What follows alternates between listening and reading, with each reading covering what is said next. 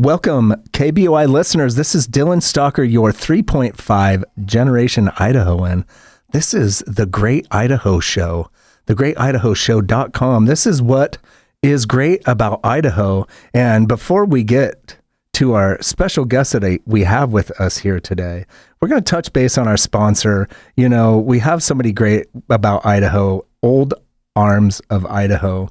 If you think Antique Roadshow, you have a curiosity, a curio, a relic, something of history that is related to firearms, Western, military. They're the specialist. Look them up, oldarmsofidaho.com. But this is about Idaho, the Great Idaho Show. And today we have Rick Corbett from the Idaho Gem Club. Rick Corbett is the president of the Idaho Gem Club. Idaho is the gem state. Rick, welcome to the Great Idaho Show, sir.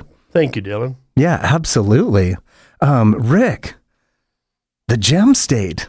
You are living in one of the world's locations for such a diverse and interesting, natural treasure.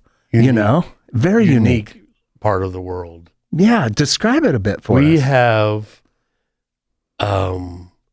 stones, gems, minerals that are unique to Idaho.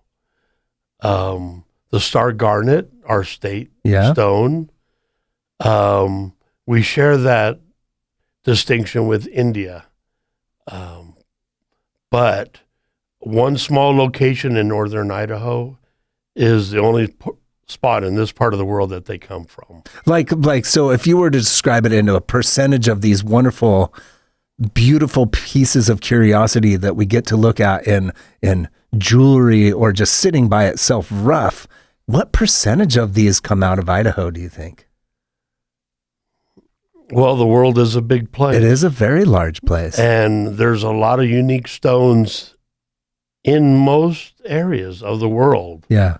I am always seeking unique stones from other parts of the world. Sure. I have many from Idaho. In our club, we go on field trips every month. And so I have, like all members in our club, we have amassed a great quantity of agates and jaspers that were very abundant in Idaho. Very blessed to have. I think what I'm getting from you is that you are not just Rick Corbett, the singular treasure hunter collector, right? You are a president of a club that really enjoys getting together on a monthly, weekly basis and sharing with your members like, hey, look at this. It's like, it's a collective of interest more than it is this, you think of like Tomb Raider, this selfish little, like, these are mine kind of a thing, right? Like you get a chance to share with everybody. You know, we all have a common interest. Everything in our world comes from the ground. Yeah. Either in the ground or grown on the ground. So being of this world, we all have a common interest. It starts as children. We pick up shiny rock. Yeah. Give them to our moms. I got my first saw. I cut every rock I found as a child. And most of them were granite, not anything special. Yeah. But every time I cut a rock, it's a unique experience. And a lot of people I know in our club, that's all they want to do is cut rocks to see if there's a treasure inside, to see the marvels of our that are in that rock that nobody has ever seen before. I mean, to me, it seems like, you know, we have history. I'm in the history business myself, but I'm in history of what was made by man. Right. Right. And there's an old saying, what was made by man could be destroyed by man and remade by man, right? Like this thing. But when you're talking about gems, we're in Idaho, the gem state. KBOI listeners, we are speaking to Rick Corbett of the Idaho Gem Club today on the Great Idaho Show. Idaho is the gem state. And we're talking about things that were made before man in many senses that are just like what you describe. They're really rough on the edges, but just like a good human, you polish them up or you see something and the beauty comes out. Sometimes we clean up pretty good, just like rocks and gems, you know, and minerals. And so many that nobody really knows how many there are. Like there's undiscovered ones out there, just like a new species, right? Every year, new things are discovered. And I found that when I went to Tucson last year, there was new stuff that was there at the show that had just discovered. And there's more undiscovered than what has been discovered. I mean, that's quite interesting. That's hard to wrap your mind around. That is quite hard to wrap your mind around because, you know, typically when you're at a fair or of course, if you go to a gem club meeting or you go to, Idaho has a big one here at the fairgrounds. The largest usually. in the Northwest. The largest in the Northwest. Yep. You're looking at things that you believe are common just by name, you know, you're like aquamarines and quartz crystals and, you know, amethyst or jasper or just the geodes and opals, right? Star garnets and all these things. But there's to even have a concept that there are more undiscovered than even found. Right. And, you know, it's funny to me. You have this new generation of people that are spending their time mining for this stuff digitally in their video games, right? I'm like, you're actually spending time in a video game with a fake rock and hammer, with a fake hammer, the chisel, and you could be out in the Idaho wilderness and discover this stuff. You do this every day. It is so much more fun and fulfilling, you know, to actually go out there and find something and take it home and cut it and polish it and make a nice piece of jewelry for my wife. All in the same day. So this is one I get very excited about, right? My core thing is about history, and ultimately we're evaluators, right? Did this thing that I just find, is it granite? Or was there a vein of something in there? And the possibility of that to be an evaluator means that you're a treasure hunter. Right. Right. It's treasure hunting and it's rarities and just like, oh my goodness. We all have that little bit of Fred Flintstone in us where we want to get rich and get that thing that we're going to just make it big and be somebody. And I've found that being in the Gem Club has opened up doorways that I never knew were possible to do things that are common in our club, but sure, the average person has no clue on what their potential, what they could be doing, what they could be making, the things they could be creating, unlocking their own creativity, getting away from your phone, getting away from your TV. Thank you for saying that. That is part of what this show is all about, is get off of the darn digits, my friends. I watch TV at night with my wife, and then when I start falling asleep, I go in my prep room and I grind rocks for a couple hours. Yeah. Or I do some silversmithing and make something. And then I go out and she's maybe asleep and you know, turn everything off and we go to bed. But I mean, look at what we're working with here, right? We're dealing and working with things that were like we say, made before the human, right? And we're able to engage with it in a very, I don't know, very connected way to create something that will last beyond us. I noticed the opals that you are wearing in the studio today, and I'm like, you know, there's no more bigger fact than death and taxes, you know, and taxes will live on forever. But that jewelry that I'm guessing you made or were a part of, it's going to live on too. And I just love that it's something special like that, because I have a curious little addiction to this stuff. And I'm so happy to have you here. You and everybody else. And people have it and they don't even know it. Right. But all of them have told me stories about, I used to have a tumbler when I was a kid, or I used to do things like that, but I never knew I could do this. And so I have a saying, Rick, the only difference between those that do and those that don't are those that do just did, right? Go get the gosh darn rock polishing machine and get polishing, and and the next thing you know, you're going to become curious and be like, whoa, that surprised me. Do you think it's going to stop there? No. I don't know. I don't think it does. So we're finishing up a segment here. We are speaking to Rick Corbett of the Idaho Gem Club. I mean, you can be the president of a club, but ultimately we are in the gem state. Idaho is rich in gems, and we should focus on that. As Rick would say, the license plate used to say the gem state. You know, we're famous for potatoes for sure, but when it boils down to it, we have a geological history that is way beyond us all, and I'm so excited to be visiting with Rick today at the Great Idaho Show, thegreatidaho.show.com. And this is Dylan Stalker, your 3.5 generation Idahoan, trying to share all this good stuff with you right here on 670 KBOI and 93.1. Thank you for listening. We'll be back in a few. And welcome back, everybody. This is Dylan Stalker, your 3.5 generation Idahoan, thegreatidaho.show.com. Everything great about Idaho. Sorry, the Great Idaho Show. We got that one a little bit backwards there, but nobody's perfect. So we have Rick Corbett of the Idaho Gem Club. Ladies and gentlemen, we are the gem state. We might be famous for potatoes, but we are the gem state. Don't ever forget it.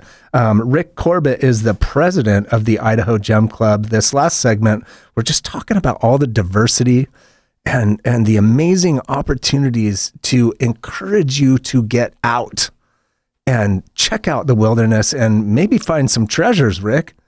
Tell us a little bit more about your history. What got you started? I mean, what were you, a young man? What happened? Walking along the beach, picking up seashells or shiny rocks like every other kid. Yeah.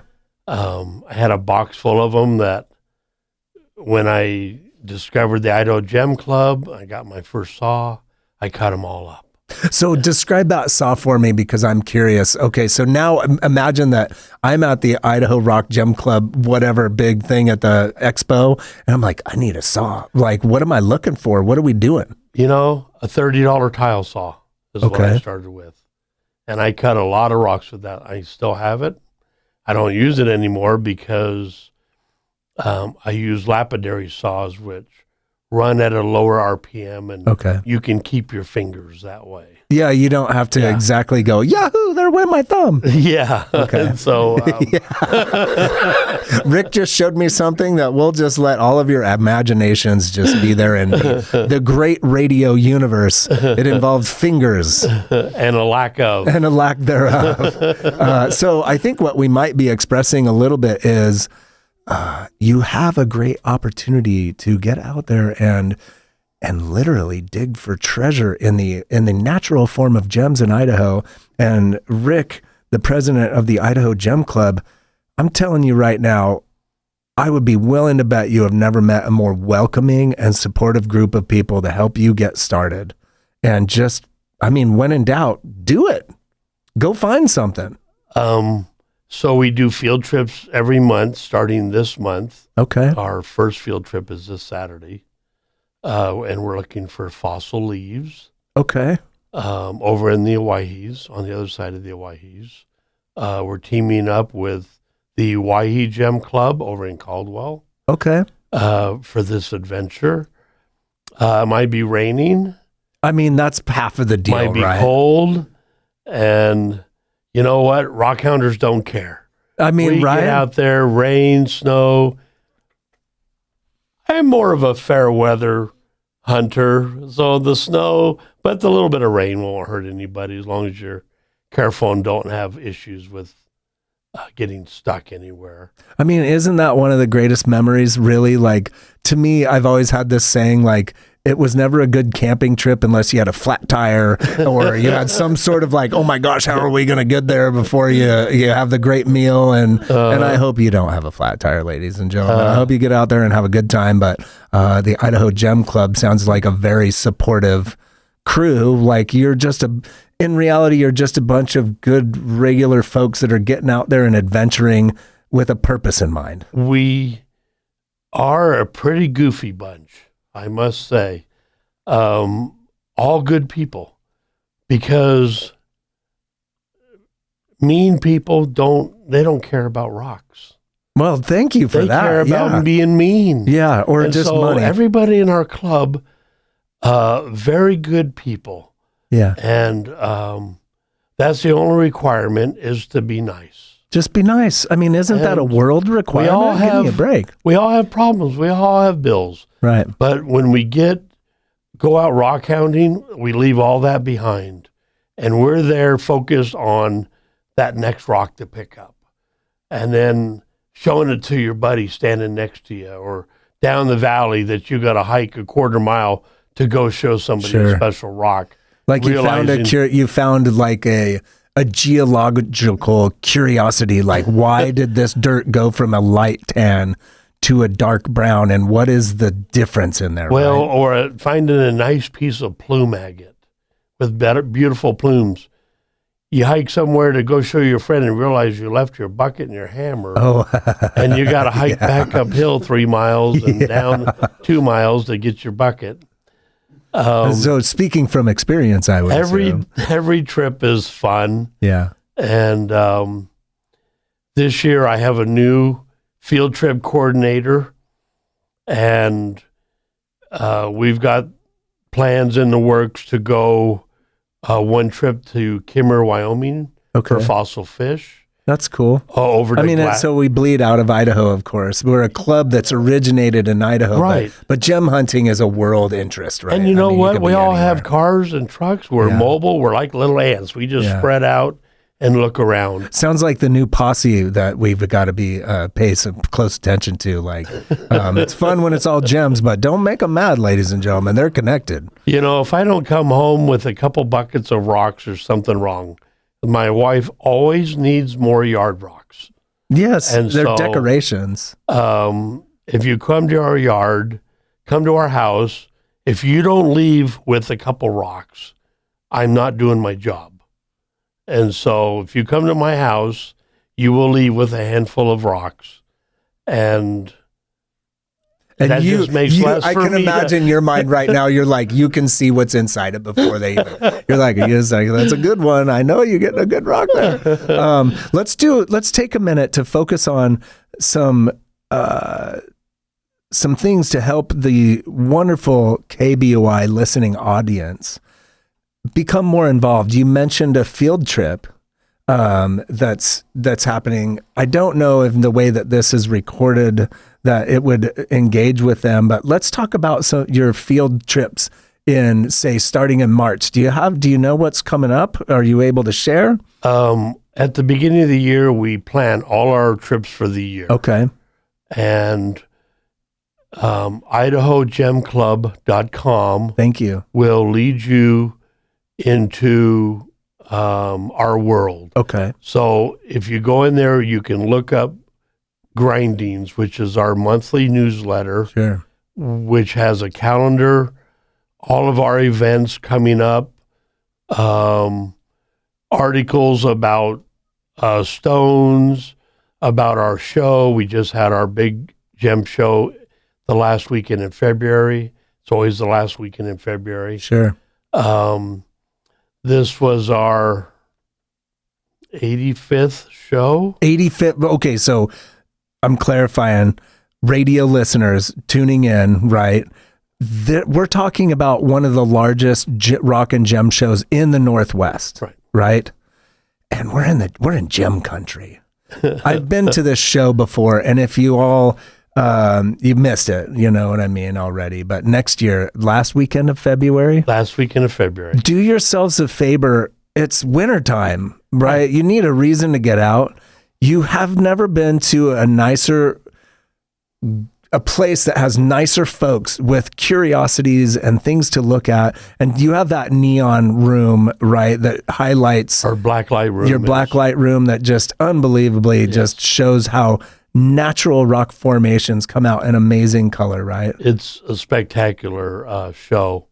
This year we had wonderful vendors, and I must have got a call every day from people wanting to be in our show.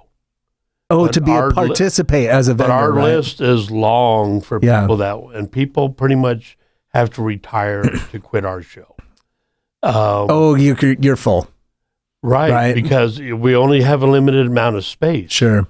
And this year we had beautiful showcases that highlighted so many different materials and things that people had made of rocks and gems and jewelry. And it was amazing. It was a great show this year. I think what I love about it, because I participated again, I'm speaking to you, one, we're the Gem State. I'm going to talk to the president of the Idaho Gem Club. That just makes natural sense. But I'm a little rockhound, right? I love this. I've been to that show. I can see that. And what I love about that show is you can see a rock that is just rough and that you would skip over in your normal brain turn into something at the show. Either you can see one that's an example of what it looked like and then one that looks processed. And we're talking about equipment that really isn't all that expensive. Of if you have some young individuals, I'm a club member creator myself of another ilk, and the average age of these club members is probably 70 when we're like, we got to get to these kids' brains and get them out of the house. When you go to the rock, that show, you get to see it in display, and it's a wonderful thing to do. Last week in February, every year, the largest rock and gem show in the Northwest, we're speaking to Rick Corbett, the president of the Idaho Gem Club here in Idaho, the Gem State, the Great Idaho Show, right? This is awesome. And it's just fun. So coming up in this next segment, I think maybe we could spend a little bit of time to talk about some of the locations. I'll share one short little story. This isn't about me. This is about y'all. This is about Idaho. And maybe talk about some other little locations people can adventure to. Maybe talk about some tools, some more resources like your website, and just kind of open it up that way. So this is Dylan Stalker, your 3.5 generation Idahoan. This is about Idaho, the Great Idaho Show, thegreatidahoshow.com. And this is the greatest talk radio voice in all of Idaho, KBOI. Welcome back, everybody. This is, again, Dylan Stalker, your 3.5 generation Idahoan, the Great Idaho Show, thegreatidahoshow.com, right here on KBOI, the best talk radio station in all of Idaho, period. KBOI, ladies and gentlemen. We are sitting here today with Rick Corbett. We are the Gem State. What a great conversation we're having with Rick Corbett, who is the Idaho Gem Club president. When you think of clubs, these are people that have special interests that get involved in their passions and everything outside of work. The Gem Club, the Idaho Gem Club, we're talking about a great group of people that are out there. I mean, what do you call them? What's the short term? Rockhounds? Rockhounders. We're rockhounders. Yep. We just love rocks. Our kids are called the Rocky Rattlers. The Rocky Rattlers. Yep. And we're talking about character, ladies and gentlemen. And I use the word character a lot because I had a lot of great characters in my life that changed my life. And the people that participate in things like the Idaho Gem Club, just looking for rocks. But these aren't rocks, Rick. These are something way more special than rocks. Well, we only want pretty rocks. Yeah. We don't want what we call leave rights. You pick them up and you look at them and you leave them right there. You leave them right there. Right. We don't want leave rights. My wife gets a lot of leave rights in the yard. Yeah. And so we have an abundance of agates and jaspers. In Idaho, you mean? Or in Idaho, yes. Yeah. They're common. We go to areas in the Owyhees. Yeah. Our club has 5 different claims that we go to every year. Ooh, that's interesting. For jaspers and or plume agates. Yeah. Unique agates that are only found in these locations. Okay. Over by Marsing, over by Nissa, Homedale, and of course Idaho is home to the Spencer Opal Mine, which has beautiful opals. I would put these up against Australian opals. Like Rick is handing me an an Idaho opal right now. Idaho that just, opal.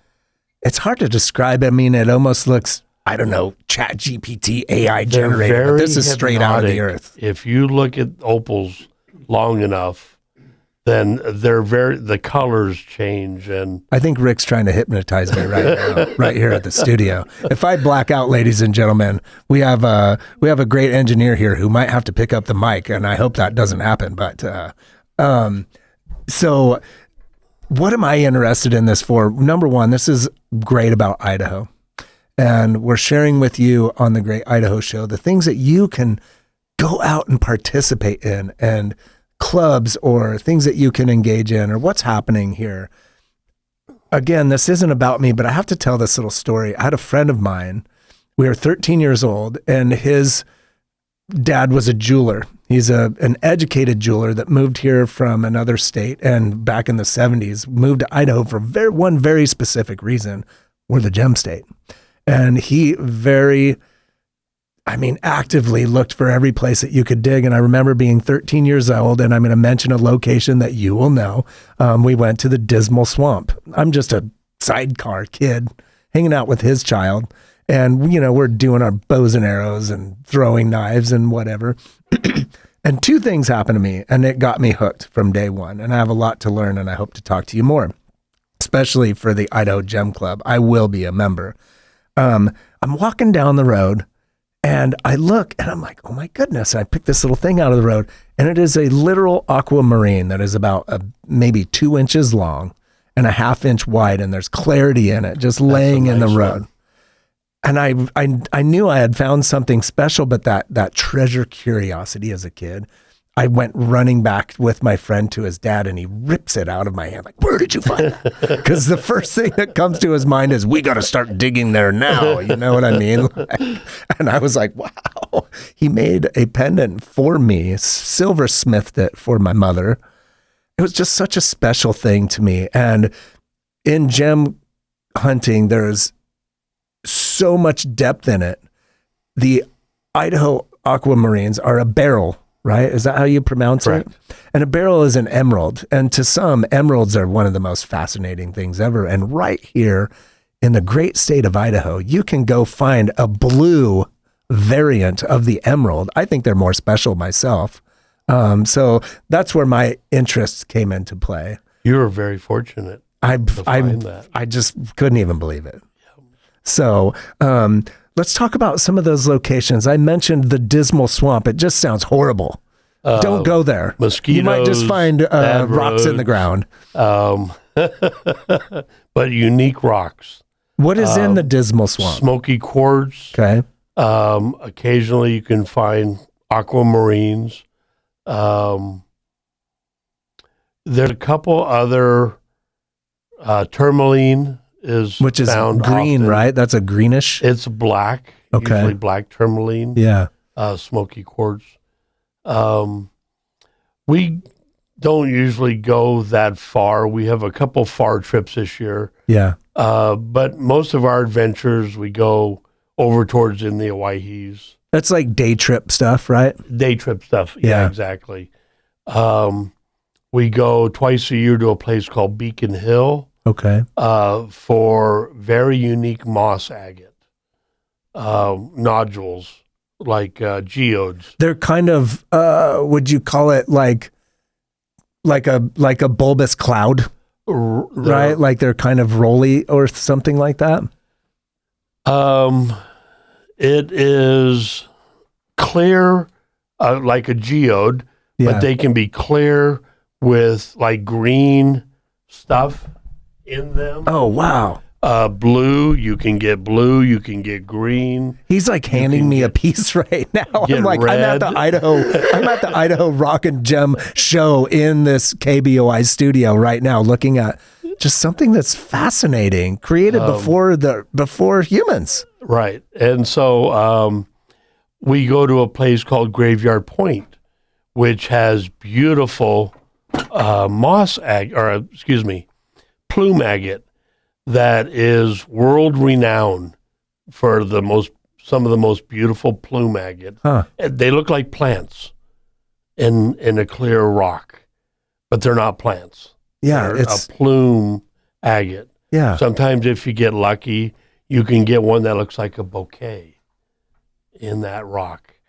And so what's lucky? Okay, so the way you describe it, there are people that are enthusiasts in certain things that will go out for like 6 months before they find any single one thing, right? Like if the great KBOI listeners today, they go to the Idaho Gem Club website, they decide to participate in one of these events, please become a member. It's very affordable. You're supporting something that at the very least is going to be very worthy of your time to get involved with. But are we going to find something? I have never been skunked. Never? Nobody is skunked. Nobody is skunked. No. Why? Because they're all rocks. Because we go to areas that they're aplenty. Yeah. And the last several trips, I don't walk 100 feet from my truck. Before it's something standing out. And I fill my buckets. So how many feet deep is your yard of rocks right now? 10 feet? Well, I have about 8 5-gallon buckets in my garage now that I haven't quite. I keep moving them around because a lot of them they're all gems. They're all something special. Cut, but cold weather doesn't allow me to cut with my saw. Yeah, because the oil is too thick and it can damage your equipment. There's like a viscosity thing. So I have to wait till a little. Here in the next month, I can get my saw going again and start cutting again. What about like, so I have that childhood interest, right? Right. And I too, again, have a club that has an older generation that I work every day to inspire young individuals to participate in. Tell me a story of beginner's luck with a young one. We had a married couple last year came and started coming to the field trips. Yeah. By the way, you don't have to be a member to come on our field trips. Okay. Or I think that's pretty workshop. Gracious. That's gracious. We have our workshop behind Stewart's Gem Shop at 27th and Idaho. Yeah. Everybody's welcome because we want to put the bug in you that you will want to join our club and miss that one McDonald's lunch for the cost of your membership. That's Right. like giving free ski passes to kids. You know, Right? Like ski passes are free when you're 10. So we encourage, all guests are welcome at all of our events. You don't feel pressured that to give up your $22 or $25 to be a member. Sure. Sometimes people don't want to join right away. Yeah. And so we welcome all guests. Nobody will bite your head off or criticize you for not knowing anything because we all start off there. Yeah. And everybody's welcome. And our club is not just about finding rocks, but it's about finding friendship too. Sure. And getting away from the other pressures of our world that we all experience. We can turn off the convenience. Whether it's social pressures or political pressures or maybe not the greatest home life or, you just lost your job, but you can still come out rockhounding and get away for a little while. Yeah. And get into a world where it's all fun. It's all fun. Even if it's raining, it's always an adventure. Oh, man, I just fell on my butt. Well, it was... we got something to laugh at, funny right? watching you do that. Yeah. And so our workshop is at 27th and Idaho in the back. How about time and dates? Every other Monday is for advanced people that are advanced in their cutting and polishing of rocks. The third Thursday of the month and the last Saturday of the month is usually when we have an open workshop. Okay. 6 to 8:45 on Thursday. And that's like come one, come all kind of a thing, right? The only cost is $5. to help cover some of our equipment costs. Yeah. And sometimes we get a little busy, so patience is required. But cutting and polishing rocks it's like meditation. Yeah, and it's careful nature, right? You can overdo it too, It doesn't right? happen fast. It's a process, and it takes time. And so patience is very important, but that will come with experience. Can you imagine this, Rick? The world today and the Amazon, I get it right now, 5 minutes. Teaching kids patience through the polishing of stones and the ability to move something out and be like, look what you created. I grew up in that sense. I'm in what I believe to be one of the greatest generations, which was just before the technological age, educated through the technological age, and now loving and dying with the technological age. But we're talking again to Rick Corbett of the Idaho Gem Club. This is the Gem State, ladies and gentlemen. This is the Great Idaho Show. There's some opportunities to get your kids out and get involved and go participate in something right here in Boise, Idaho, and go do day trips, idahogemclub.com, right? Yes. That's the website. Yep. And we're going to come into this next segment, and I don't know, we'll talk a little bit more about it. This is the Great Idaho Show, thegreatidahoshow.com on KBOI. And welcome back, everybody. This is Dylan Stalker, your 3.5 generation Idahoan, the Great Idaho Show, thegreatidahoshow.com. We are today communicating with Rick Corbett, the president of the Idaho Gem Club. This is the Gem State. Absolutely what is great about Idaho. Idaho, if you don't know, is one of the most diverse geological locations in the world for gems that cover the gambit of many different gem types. And we have a club that you can go participate in with you yourself as an interested person. I'm going to say this as a club person in another side of clubs. It's about young people getting out of the house. This is Idaho. This is the bounty of the world, the sawtooths and the Rockies and the rivers and just some of the most beautiful views. Rick Corbett is here today talking to you from the Idaho Gem Club, sharing with you some opportunities about how to get out, get involved, participate, go out on their outings and I don't know, dig for rocks. We're just rockhounds, right? Just go out and have an adventure. Just have an adventure. To have a real adventure. Absolutely. We're not quite Jurassic Park, but we're close. And so this weekend we're going after fossilized leaves. Let's talk about that one a little bit, okay? This weekend, this may not be in the timing of where we're communicating. Yes. Right? There might not be something they can participate in as they hear it, but these are examples of things for getting involved. Correct. Where are you going to look for these things? Well, it's on the other side of the Owyhees. Okay. Over past the Oregon border sign. Okay. In an area near Sucker Creek. This is like giving up surf secrets right now, like surf spots. I don't want to.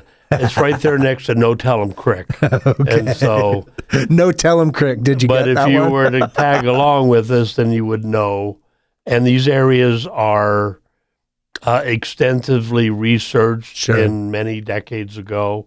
There's books written about them, the different leaves and the flora.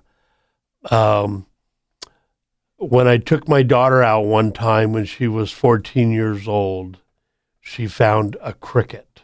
Oh, in a rock. An insect in a rock. I have never found a cricket. Yes. But she found one. She's 39 now, has 4 kids of her own, and they live in Jerome. Yeah. So they've seen what Grandpa does, but they haven't really got to go on any rock hounding adventures with me yet. Isn't that what we just talked about? Like beginner's luck? It Like is. me, I'm a 13-year-old kid. I'm walking down the road and find what my jeweler gem friend would have like cut his pinky finger off for. Exactly. And it's laying in the middle of the road. And your daughter, a 14-year-old kid, look, Dad, I found a cricket. New people always have good luck because they have what I call fresh eyes. Yes. And so, especially young people, every field trip we have, I have any kids that are at the field come running up to me and go, look at this, look at this, look at this. What is this? You know? Yeah. Every field trip. And so, I think one thing that's coming to me right now, we talk about the Northwest's largest meeting for this. Will you give me the title for that again? It's the last week of February.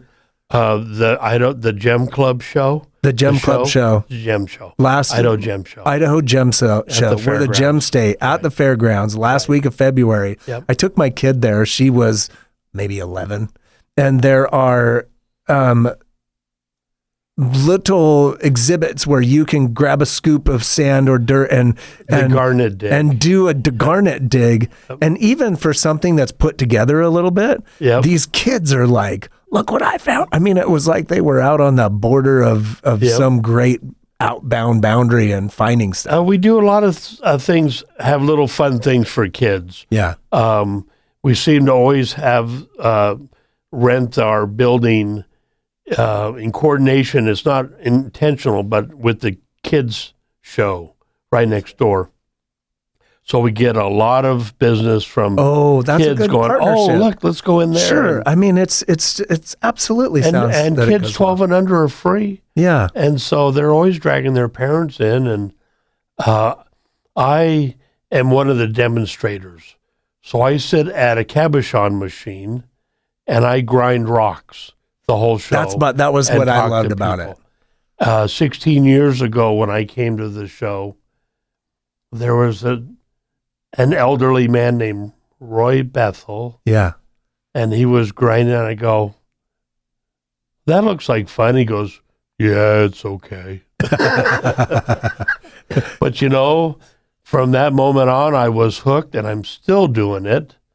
If I don't get every day, every other day. So like I have this curiosity. I mill a lot of logs, and every time I mill a log, and we're talking about wood, Yep. right? This thing is maybe 30 years old, Right. right? This isn't a billion years old, and just the colors inside the wood are just a curiosity to me, you know. And so, again, to our great KBOI listeners, you're listening to the Great Idaho Show. We're talking to Rick Corbett, the president of the Idaho Gem Club. I think a great message of this show in talking to Rick is you have an opportunity to get out, see the great landscapes of Idaho and the surrounding areas with a very like-minded group of individuals that all go out prepared, and they're all looking for a common thing. But you have a mission to get out, and you get to meet great people, have fun stories, and, you know, you just might find the next gem of Idaho.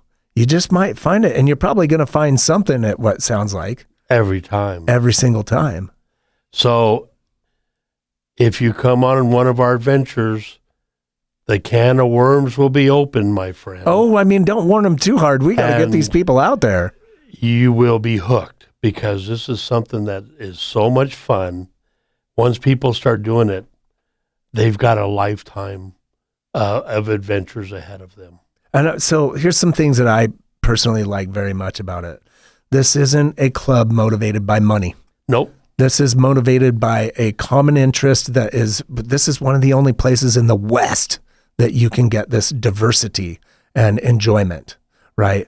And the club members, I'm quite positive, as I haven't met every one of them, are all just very good, honest, just adventure folk, right? I mean, you've got these young individuals playing adventure games in fakeness in front of their face. Sorry, you'll hear a theme from me on the Great Idaho Show. This is about Idaho, not video games for kids, right? So we've got about 2.5 minutes in this last segment. Rick, let's talk about a couple of things. Say your website again. IdahoGemClub.com. On that website, you can participate in information and field trips. What do they look for? Look for the section that says grindings. Okay. And that is our monthly newsletter. All right. And when you click on the most current grindings, that will give you our calendar of events, Okay. a president's letter, the letter I write every month Okay. to talk about upcoming events, information as far as we do minerals or rocks every month as far as a story, Sure. information, scientific information. We have a couple kids workshops in the summertime put on by Brent Stewart Okay. at Stewart's Gem Shop. And that's an interesting location by itself, by the way. It is. 27th Street. Just need something to do. None of this is paid, ladies and gentlemen. This is because it's very interesting. Stewart's Gem Shop on 27th, right? Since 1945. they've Very been cool there. place. Yes. Okay, Rick. So tell us what's coming up in April and May. Let's give somebody one thing that they can focus on that you can come and participate in and then learn all about the Idaho Gem Club from there. So in April, on the 15th, we have our general meeting at 7:00 p.m. That's 2 days from now. That would be amazing.